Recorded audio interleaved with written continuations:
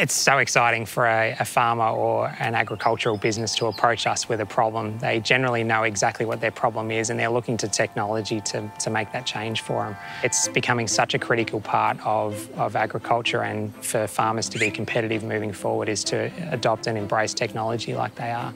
There's an old native saying that we're only caretakers. We don't really own the land. We have to look after it. I'm caretaker of Greenwood Orchards. I'm fourth generation here. We run an orchard and we run it biodynamically, which is an organic system, and I've been doing that for 50 years. Fruit fly is a massive issue in this area and other areas. There's examples of farmers losing up to 77% of their crop due to fruit fly. It hit our pink lady apples. They seem to really like pink ladies and Fuji's late in the season. And I was told there's some blocks of pink ladies within 10 k's of here that lost 90% of their crop to fruit fly. And it was that hard and fast. So it's put a lot of pressure on our willingness to invest and to keep developing. So we're sort of at a bit of a standstill while we get our mind and our systems in play to handle fruit fly. We were approached by Greenwood Orchards last year. They had the question, surely there is a better way to track and monitor these pests, both in the wild and also around their orchards. We've got a community group in town, and Linton came into a meeting one night and asked us if we'd be involved and help them try to trap fruit flies around the town. On reflection going home, I was thinking, how the hell am I going to get everybody to get the information in once a week? Email, telephone, whatever. So I thought there's got to be a better way of trying to do this. Can we computerise it or whatever?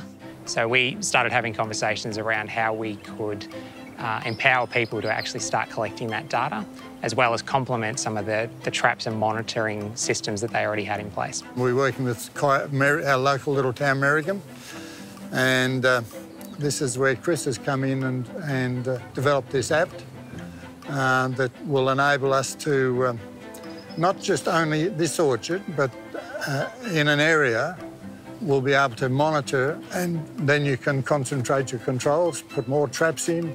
You can use different types of baiting as well. The purpose of the app is really a grassroots effort to data collect information from traps out in the field and also in people's backyards. So the idea there is that someone from their own home can record the number of pests within their own trap, record whether it's been rebaited or not, and we can get a coordinate for that and then start heat mapping some of this data. I'm really excited about it because it started off as like most things do, a little tick in the mind. What can we do about that?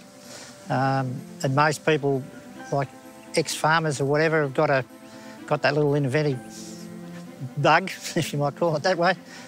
So yeah, we're hoping this is going to be quite a major tool in the fight against not only this pest but a lot of other pests. And to come from sort of a little community like Merrigum, I think we're quite proud of the fact that we're involved in this as much as anyone else. Farmers by design are very innovative people, and putting technology in their hands that they can see real benefits from it works really well. It really just took understanding what the needs were, what the data requirements were, and then using Microsoft tools to make that happen quickly. It's really a community-driven effort to at least start getting some data so that some better planning and mitigation might occur.